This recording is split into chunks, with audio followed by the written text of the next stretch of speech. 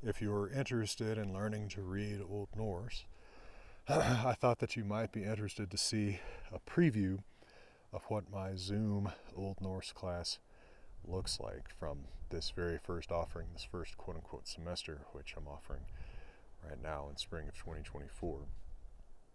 If this goes well, and I think it is going well, I've considered offering the same class potentially as many as 3 times a year because it's a 16-week class.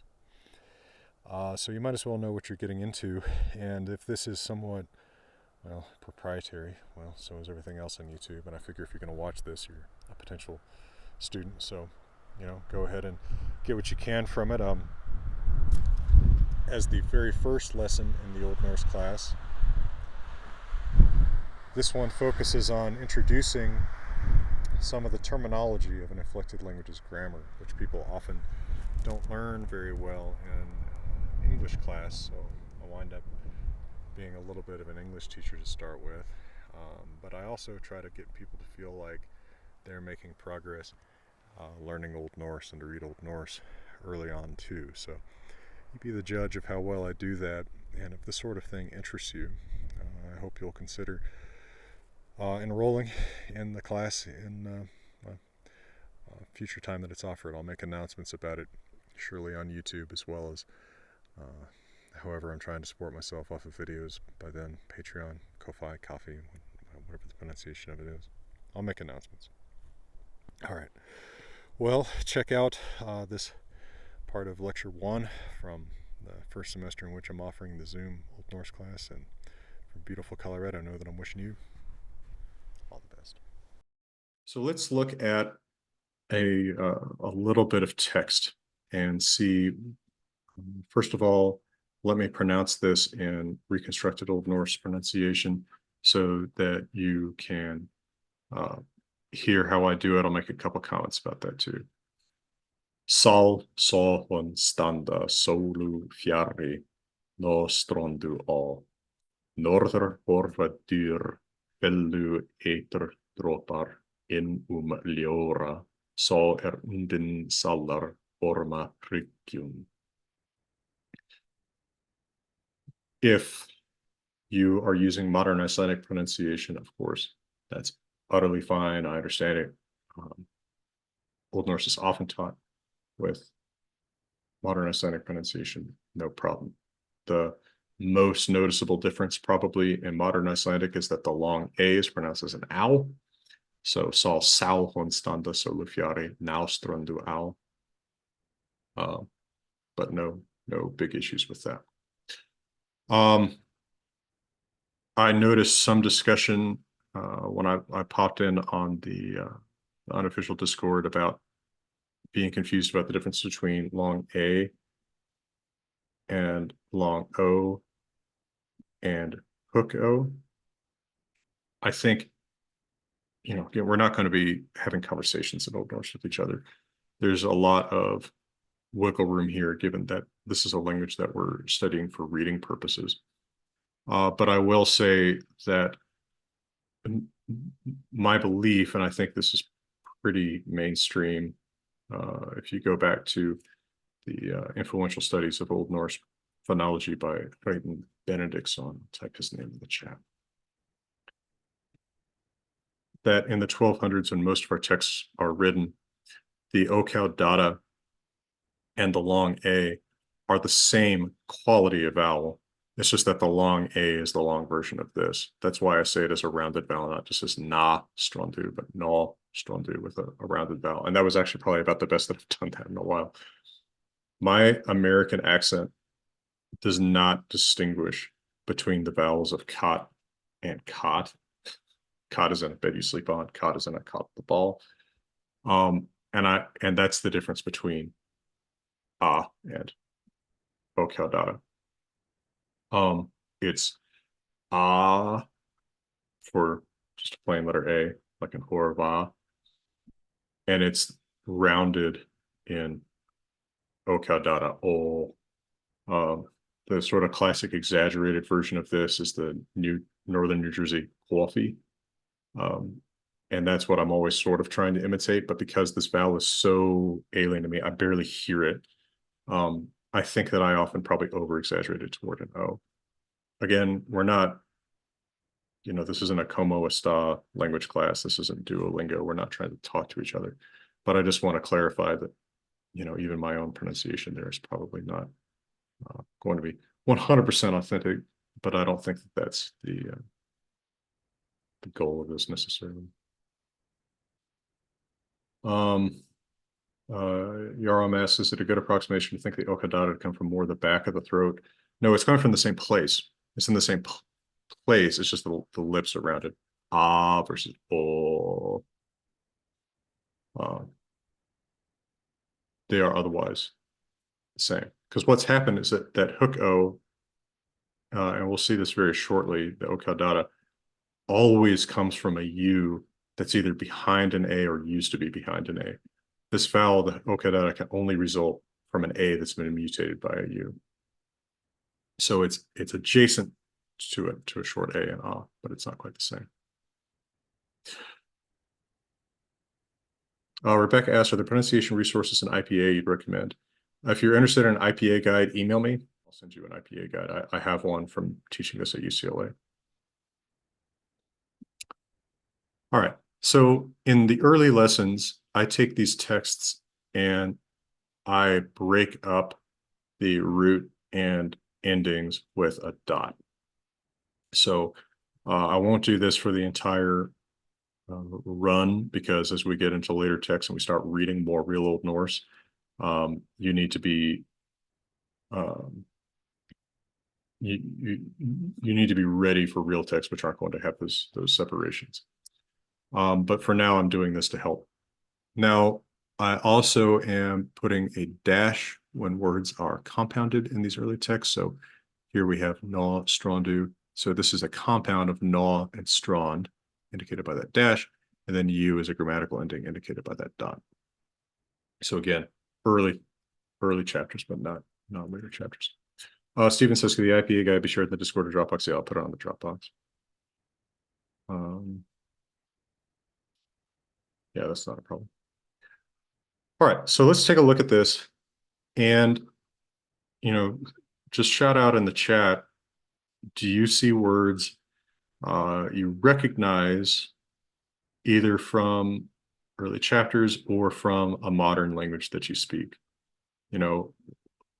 If you speak especially English or a Scandinavian language, your instincts will probably, they have a decent chance of being right. Anthony says DYR is deer. Actually, good guess. Deer as animal is a long Y. But this short Y, that's not deer animal. Blake says Hon is she. Soul is sun, and it's in dative. Yep. Mark says Orm is worm. Yep. Orma. Yeah. Worm, snake. Yeah. Soul is sun. Norther is north. Says Brandon. Orange stand is stand. Yep. Ethan says Saul seems like Saul. Yep. Yeah, Harald speaks Norwegian, so recognizes Saul, meaning hall. Saul is C, Holm is she. Yep. Gloria says deer is expensive. It's that great guess. That's also a long Y. So it's not expensive. Arthur says beach is strand. That's correct. Strand comes down to us in the same root comes down to us in English as strand, but it means beach in Old Norse. Yeah. Saunders says the rough Norwegian interpretation of the first two lines would be she saw stand something sun. Yep. And it looks like we're doing pretty good with getting much of these. Brandon says Unden means inside. That's not quite correct. JT gets the right answer on DYR. It's door. Yeah. Peter says German Tua. Yeah. And Harold says Atodropar, drops of acid. Correct. It's poison drops. Sandra says Fieri is sure. No, Fieri is actually far. And Mark says all is on. Yep, that's correct. So a lot of times in short words, English has an N or an M at the end that is dropped in Old Norse. All right, so we just looked at that and got a lot of vocabulary right from based on English, Scandinavian languages, and even German. Kenny asks, is the dash differentiating between root words? Yeah, that's when I've compounded two words. And the dot is a grammatical ending. All right, so here are some words that we can figure out based on shared roots with English, even borrowing into English, or later Scandinavian languages. So if it's in a Scandinavian language but not in English, I put our little Scandinavian flags. Sometimes it's different in all three. Sometimes it's the same in all three. But I think these you can fairly well get probably. Another one that I think is kind of interesting and worth pointing out, well, two that I want to point out while we're looking at this. Unden, so the root here, the root part here is und. This is another case where English retains a W that's dropped before a U or an O in Old Norse. So this is cognitive English wound, und and wound, just like worm and worm. English keeps W's before O's and U's. Old Norse always drops that W or V. Linda, yes, I'll share slides and maybe more usefully, I'll share the video too. I am recording these. An interesting one to look at is this prig. Now, if you speak a modern Scandinavian language that's prig, right, back. But there's an interesting English cognate here because it's ridge in English.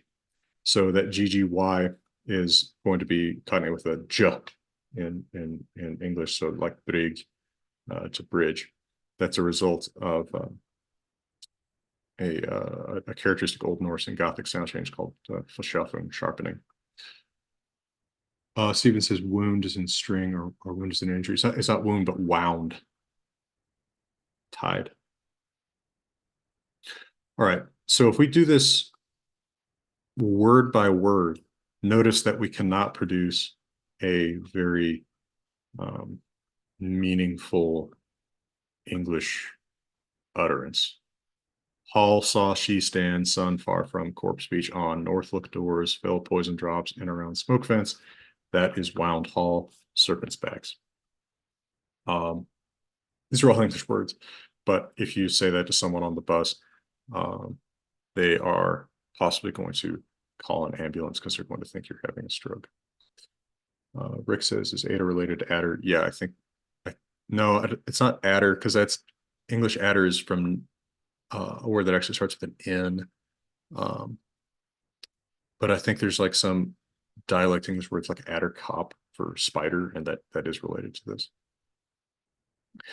So to dramatically, colorfully illustrate why it matters that we understand case roles, notice that very often the word that is the subject of the sentence we would have to, or clause, that we would have to have come first in English, very often doesn't in Old Norse. This is slightly unfair because it's poetry. Poetry is extra likely to be loose with that. But obviously a big target reading for a lot of people learning to read Old Norse is the Poetic Edda. So we need to keep in mind how Eddic poetry does things. And it's not too awfully different from prose. So I just want to point out, and while, and of course you can come back and look at this on your own too, but notice that the subject, the nominative, is at least typically adjacent to the verb.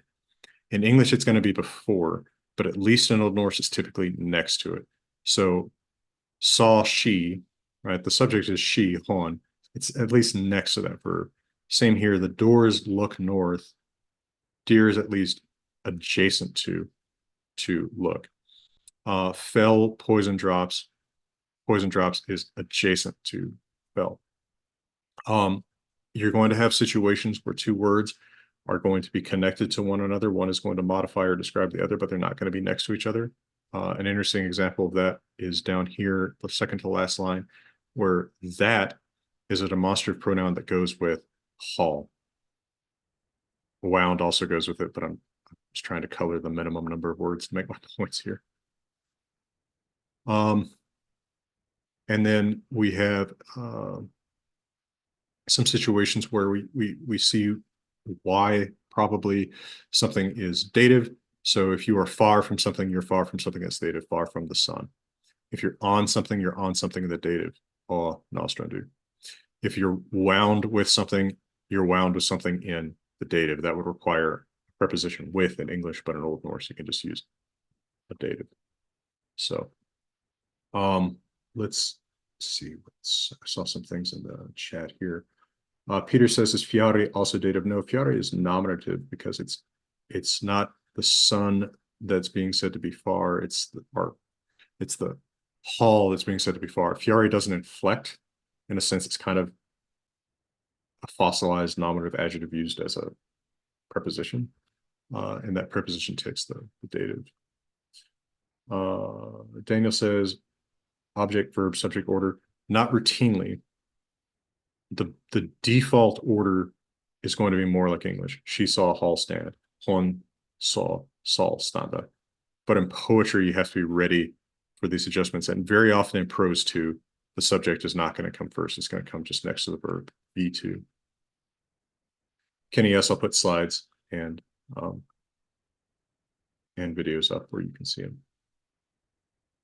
And then yes, Anthony, good observation. Saw up here means saw. Saw down here means that, as in that hall, saw, Soller. I will pay special attention as we learn more vocabulary to places where Old Norse is unexpected homonyms relative to English or even modern Scandinavian languages.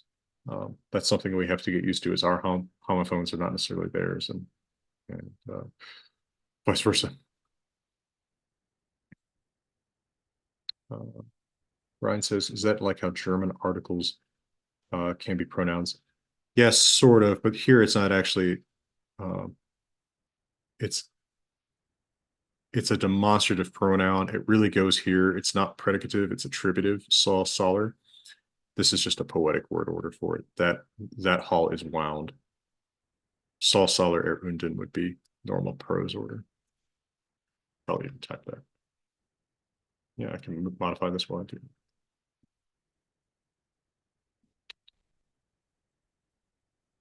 And yes, Joe, prose order here would be on saw, standa.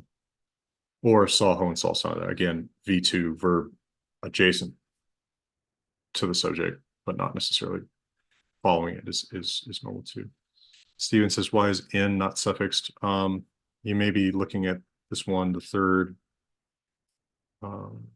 line up. That's not the, that's just in. That's inward rather than the article the.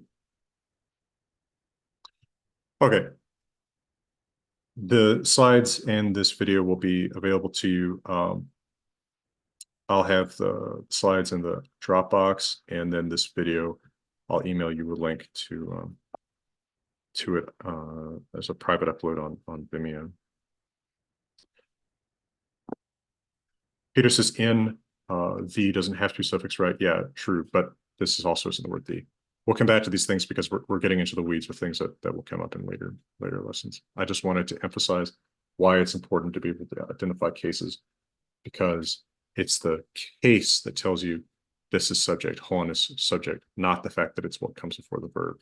In English, if we say hall saw she stand, that sounds like I'm saying maybe like the hall sees her. It's a little bit different because her and she are different in English, but for nouns, it's not going to be the case often. All right, let me show you something else that may or may not help you, but I feel compelled to share because it could help someone. 10, 12, something like that years ago, when I was working at UCLA teaching this, it was late one night, and maybe I had drunk coffee from morning till 9 p.m. or something. I just couldn't sleep, and my wife couldn't sleep, and so I was just like, oh, I've gotta do something. And I remember I went into the bathroom and I just sat down on the floor, trying not to bother her, and I just drew up this ridiculous hummingbird handout trying to explain the concept of case, because a bunch of students were not understanding it, and the only thing I can draw is hummingbirds.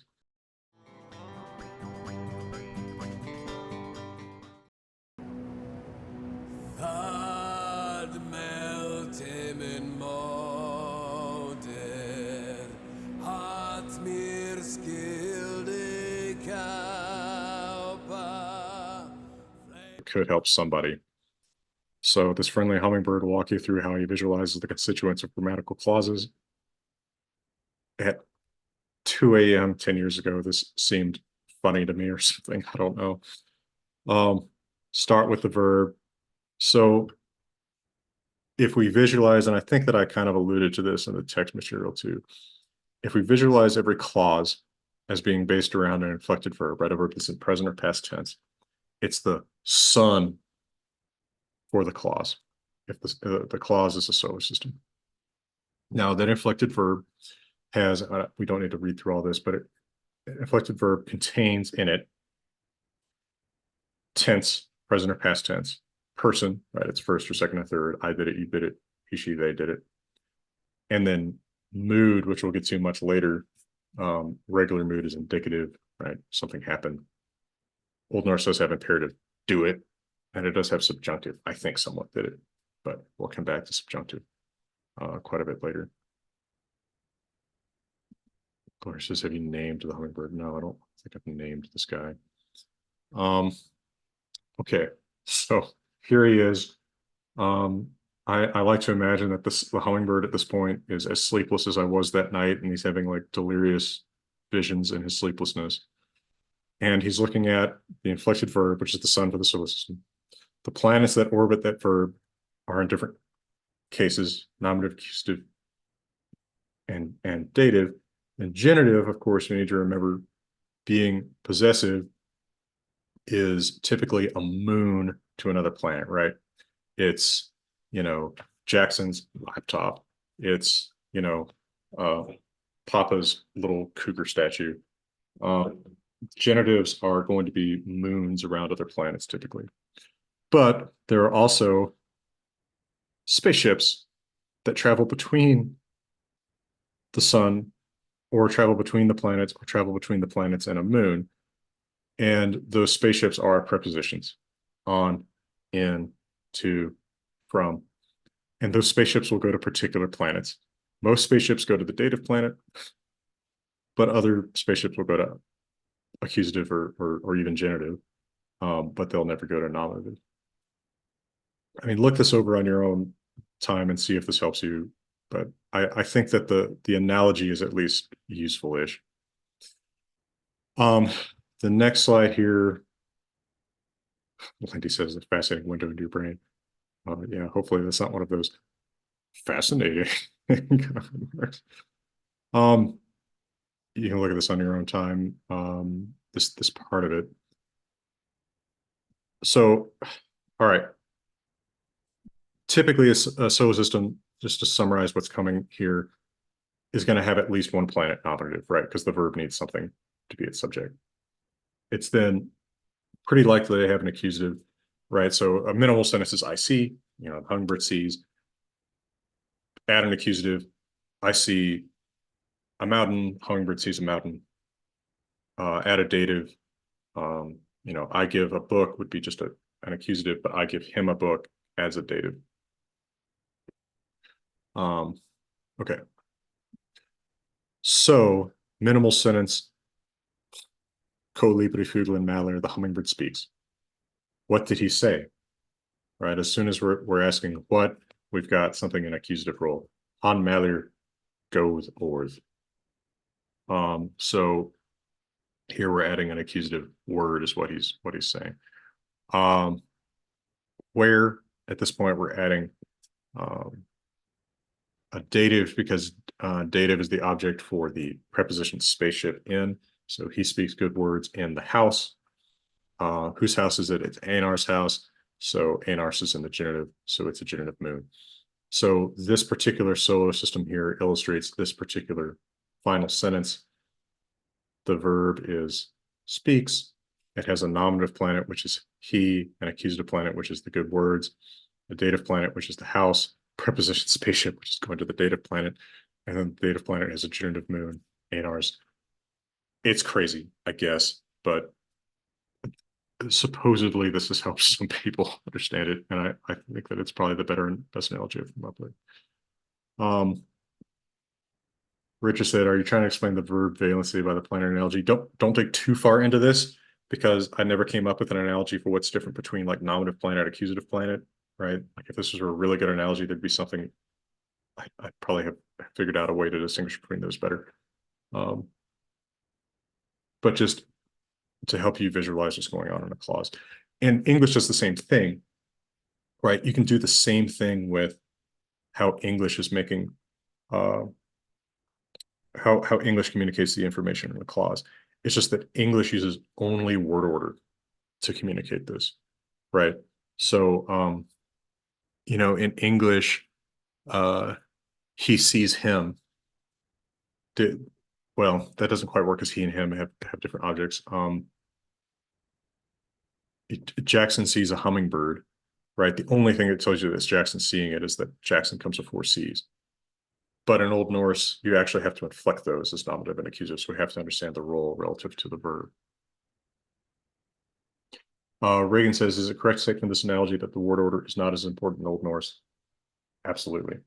Word order is not as important. The word order still defaults to something relatively like English, but it doesn't have to.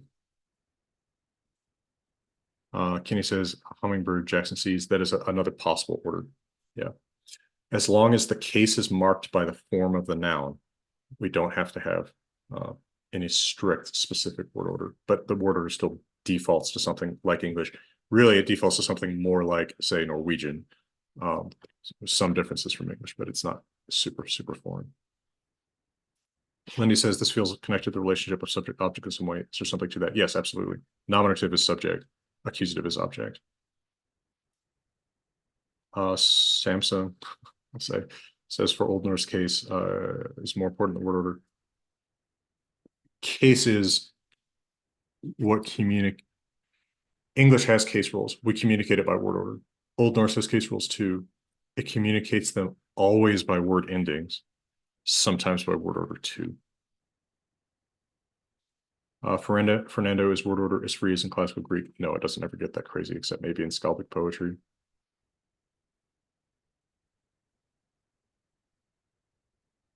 Peter, I'm going to come back to your question from the Kahoot quiz because that's going to get into the weeds a tiny bit. Blake, I think in English we split objects further into direct and indirect, and those are kind of accusative versus dative. Yes, direct is accusative, indirect is dative. Erwin says an unusual word order is still valid in Old Norse, but would sound off. It would sound, there are word orders that sound atypical. Let me go forward a little bit, and we're going to see a little tiny bit more about this in these slides. Okay. This is going to be here more for reference than for me to just go through right this moment. But keep in mind that and oak in Old Norse doesn't change anything with case. We have to have words like and so that we can have multiple objects, multiple subjects, multiple verbs. So again, look at this later too, but just to give you some example sentences where we've got and. Here we've got Konungur bað þá svo gera og síðan gerðu þeir knív. King bade them, asked them to do so, and afterwards they made a knife. So and just connects the first clause with its inflected verb, the son, bad, bade, asked, and the second clause, then they made a knife with its inflected verb, gerðu. Notice again, word order. Here we have subject followed by verb. King asked. Here we have verb followed by subject. Made, they, but in English, they made. Subject is typically adjacent to the verb, but maybe after it. If you speak Norwegian, Swedish, or Danish, you may be thinking, oh, it's V2, right? Because the verb will always be the second grammatic constituent. So the reason it's following the verb is because, well, the verb has been placed first because you've got this conjunction here. So the verb is going to come second. Old Norse isn't super consistent about that, but it tends to be like that.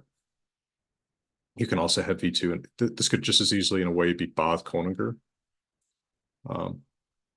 So just be aware the verb typically be adjacent to the subject. The subject just may not come before it, like here.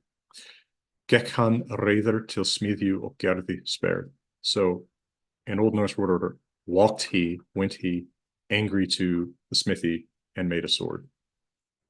Here, just notice that Han, he, is the subject of both Gekk, walked, and Gerði, did, right?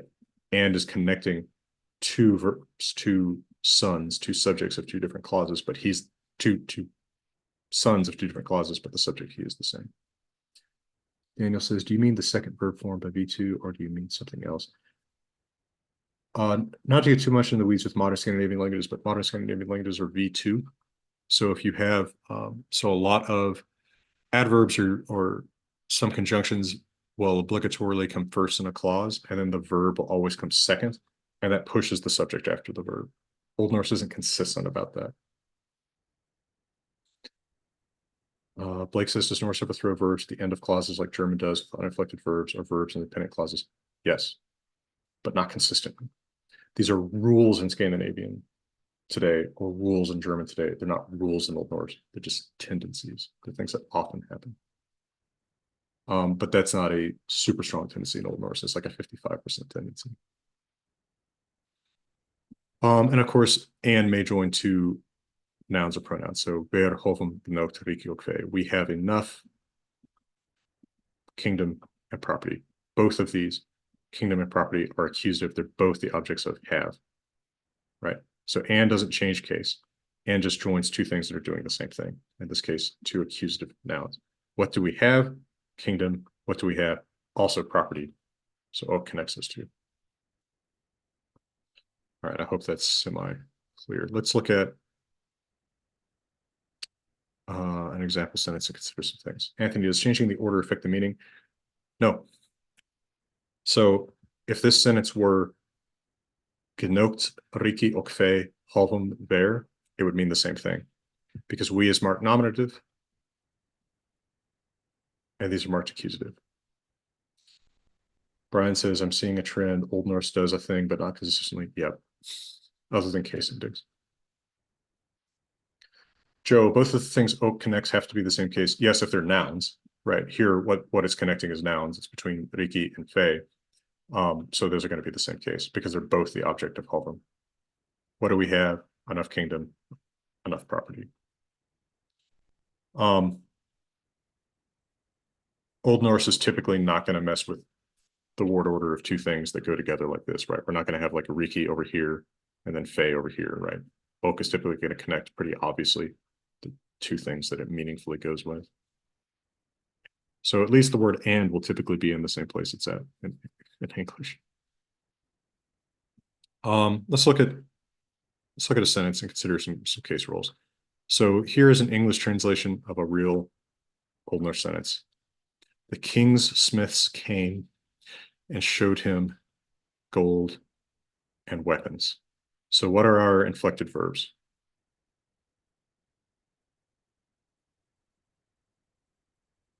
Yeah, came and showed. Yeah, absolutely. So we got two clauses, came and showed. Okay. So we just did that. All right. Who came? Who showed?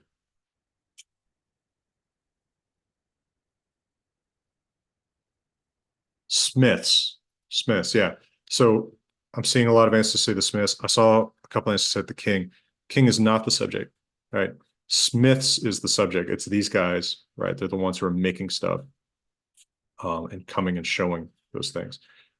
The king is a moon, right? If we're using our planet analogy, Smiths is the nominative planet, right? And kings is that generative moon that just tells you more about Smiths, right? Because it's whose Smiths? The king's Smiths, right? Okay, so the Smiths are the subject of came and showed. Peter says, is kings and or Smiths definite? No, there's no the in this. Old Norse has a word the that is a definite article, but it is here I realize this is becoming a theme. It is nowhere near as consistent as in using it as English. So we have to supply it. Okay, so Smiths is the subject that came and showed. What case does that mean? Yeah, nominative. Okay. Okay. So who came? The Smiths, they're nominative. Kings, it's genitive. Okay. Showed what? Weapons and gold. Yeah, golden weapons, what they showed. So they showed what? They showed golden weapons. So what case is golden weapons? Yeah. Daniel Bryan say accusative. Yeah. All right. So it's accusative. Okay. So now we have our nominative and our accusative. Okay. And they showed them to who? Yeah. Peter says to him, which is what case? Dative. Yeah. Okay. All right. Now, notice when we move this over to Old Norse, we have to be aware of what those case endings are. And of course, this is the original sentence. Right? I'm taking a real Old Norse sentence here. So notice some word order is going to change. Old Norse is perfectly happy to make the verb the first word in the sentence, as long as the subject typically is next to it. So in normal word order, and if we just read this straight in the same word order in English, we get came, Smiths, kings, and showed him gold and weapons. But of course, to make this meaningful in English, to make it sound like we're not, a broken AI spinning out of control, we've got to change some word order here. We typically put the genitive in front of the thing that it's describing in English. Note that in Old Norse, the tendency is the opposite. This is much more often the order you'll see Smiths, kings, Smith of the king, Smiths of the king. But in English, obviously, typically this precedes. So kings, Smiths came, and then the rest of it is like English word order, and showed him golden weapons. Typically, a dative is going to precede an accusative if you have both. Anthony says, so you drop the R and add an S for konung to make it genitive, yes. So in the very next couple lessons, we look for the first time at what nouns look like in these different cases. Because nouns are going to be modified just like pronouns are, right? Just like we have ek, mik, mean, mer, we have konungur, konung, konungs, konungi. And those are going to fulfill the same roles as pronouns in the same case. Peter says, what's the infinitive of sindu? It's sina. The do in sindu is past tense plural. So it's agreeing with Smiths. The Smiths showed. Stephen asks, is word order shift to show what you're emphasizing? Smiths came is important because they're in the beginning, and golden webs is important at the end. Everything in the middle is a bit jumbled and unstressed. You can foreground something. You can make it the first word to emphasize it, but that's not necessarily consistent. Again, the Norse isn't going to be super consistent about things, but yes, you can definitely do that to foreground things. Brian says Smiths of the king, genitive following the noun that it's describing is typical in German. Yeah. Also typical in Norwegian or Icelandic, although not in Swedish and Danish. All right. And then let's just take a look. A lot of my English examples on the Kahoot are from the ultimate public domain novel, The Virginian by Owen Wister. So here is a little bit more The Virginian for us to consider case rules. So let's just go through some of this real quick for the next few minutes and make sure that we're clear about what roles words are playing case-wise. If we understand it in English, we'll understand it so much better when we start looking at Old Norse. I'd forgotten that problem altogether in my curiosity. What case is I? Nominative, always, yeah. I, by definition, is nominative. What case is problem? Accusative, yeah. What had I forgotten? The problem. What case is curiosity? Probably. Dative. Dative. Most prepositions take a dative. Don't be distracted by my. My is genitive, hypothetically, asterisk. Come back to this, but those possessive things are moons right? Those genitives are moons. You have to have something else that it's revolving around. Brandon, is there a good exercise that can help one learn subject, object, verb in English more quickly? I'm trying to do this with the Kahoots. There's quite a few in Lesson 2 Kahoot that are like this, trying to point the stuff out with English cases. I'll look around and see if there's something good about this. I know that Luke Ranieri has worked on teaching this stuff really well in Latin for a long time, and he may have some good stuff that just based on teaching cases with English. Rick says, is there a vocative case in Old Norse? No, not anymore. There is in Gothic. And actually, from what little evidence we have of this, there still isn't in Proto Norse. But in Old Norse, the vocative is the same as the nominative. Vocative is a case that's in some other languages. Okay, so Brian asked some good questions about other cases. Old Norse is only 4: nominative, accusative, genitive, dative. It's lost instrumental, lost vocative, lost locative, lost ablative, lost allative, right? So we're just down to 4.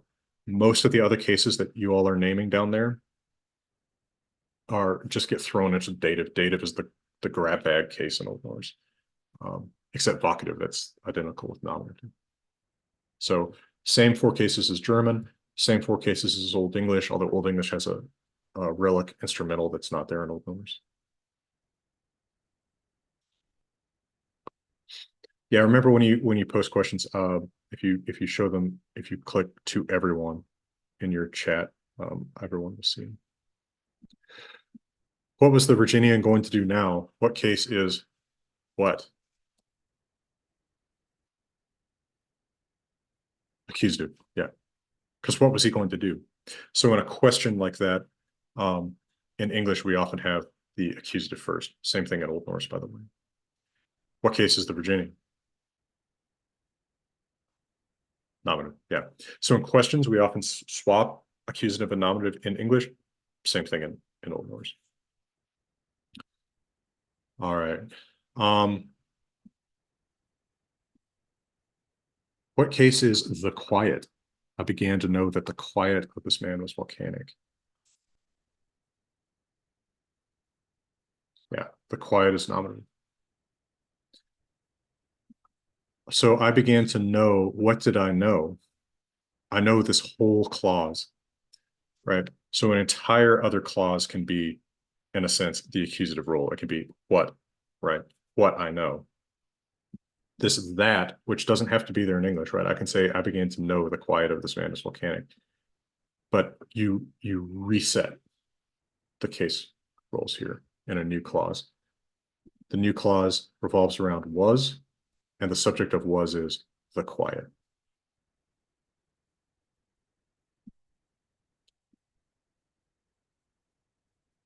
So Gloria asked an excellent question. The whole clause does not have accusative endings. These words don't all become accusative because we have a new verb, was, that's going to reset the case order. As soon as you've got that new inflected verb, all the nouns are going to revolve around that and its clause. So the quiet is nominative because it's the subject of was. And Blake says there's nothing to indicate the clause is acting as the accusative in Old Norse. No, you're not going to modify it. Just like in English, there's no like change to how these words look. I just want you to realize that sometimes verbs are going to take, in a sense, an entire clause as their accusative. It's in the accusative role, the whole clause together.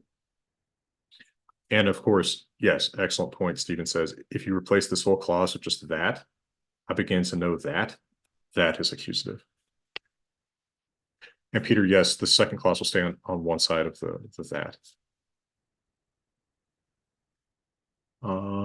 Jerome is right. Of this man is genitive. Yeah, it would be this man's genitive in Old Norse. Mark asks, is there an accusative with infinitive? Yes, it's quite normal in Old Norse. We'll get to that. Daniel says, when a verb is pointing to another verb in a clause, everything gets reset. So how then is case preserved by order if there's no inflection anywhere? If I understand your question, remember Old Norse nouns are going to be marked for case. So the quiet will be marked as nominative. It will have an ending that shows you this is nominative. We know we're resetting when we see a new nominative and when we see a new inflected verb. If I were going to translate this sentence into Old Norse,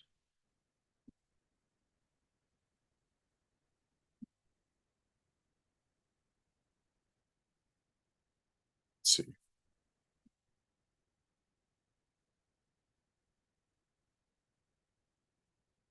I would probably say, let's give you that root. Ek byrjade att byta att.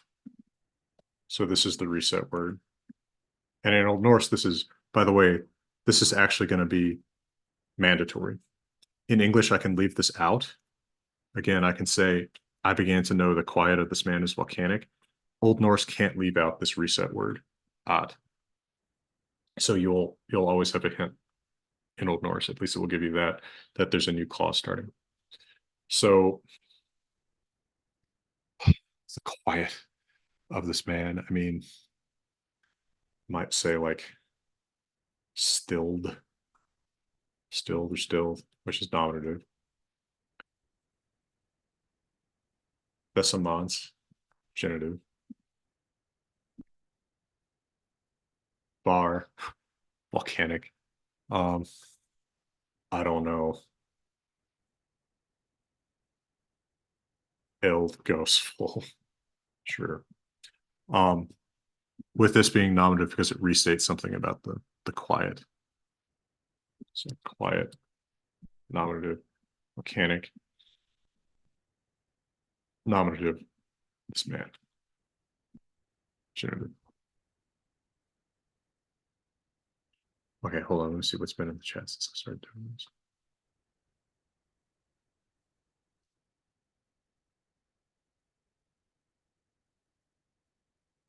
Daniel says, so where does the accusative meaning of the clause go? It doesn't go anywhere. It's that,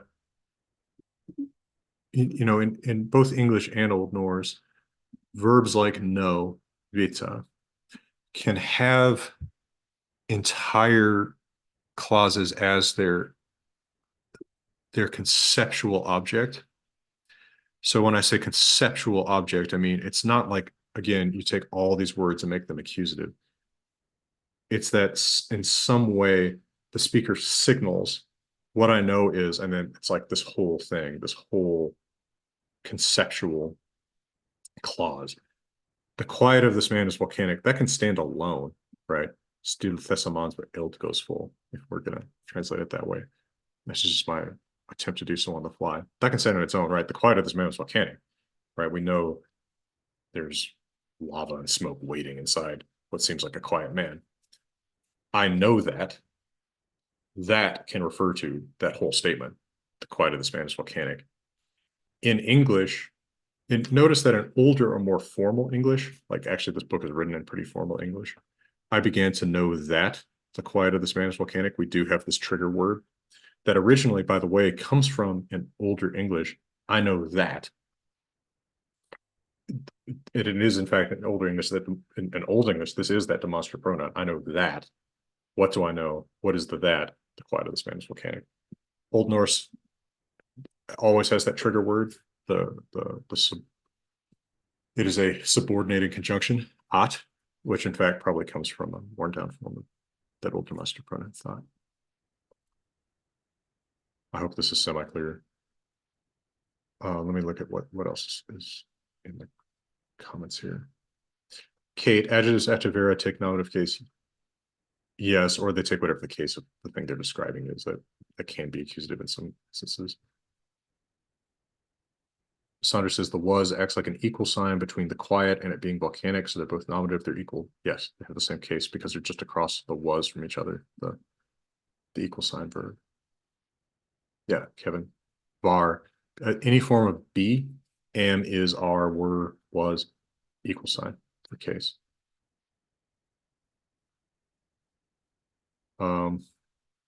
Yeah, I just came up with the word for volcanic. Ild goes full of lava. Brandon, nominative is subject, accusative is object, genitive is possessive, dative is indirect object. Correct. Peter says words like become are similar to be. Yes, they're just they just reset. They're not reset. They're equal signs for case. Still says the clause thing kind of reminds me of math, where part of the equation is in the parentheses. Yeah, that's a good analogy too, right? In a sense, this whole thing. Maybe I can change the color of it or something to help. Go to text color, red. So if I put this in like red parentheses, right? Same thing down here.